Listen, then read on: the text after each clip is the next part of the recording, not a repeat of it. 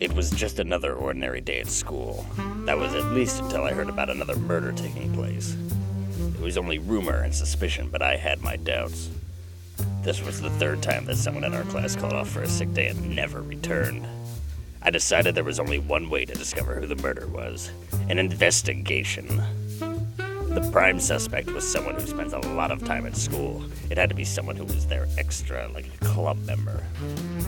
I had to find some evidence to narrow down the list of potential culprits. However, all the three victims have nothing in common.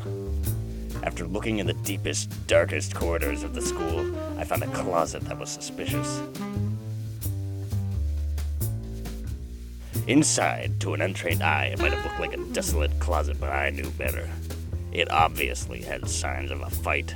I found two things that stuck out to me: a ripped piece of orange fabric slightly covered in dirt, and an odor of Windex that was obviously used to clean it up.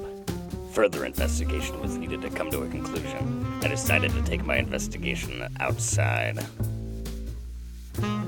Out in the parking lot, I noticed yet another point of interest: a car of a student who wasn't at school today. I found a garden hose thrown underneath of the car and a stench of coffee. Time of murder: early in the morning while it was cold, so the murderer is wearing clothes for the cold and drinking coffee. However, something went wrong with this plan, and the murderer rushed and got lazy with the cleanup. It was then that I came to my conclusion. I would stake out in the gardening club room and wait for the first person in the morning to make a cup of coffee, and I would have my culprit. As I was hiding in the brush, nothing at all was happening.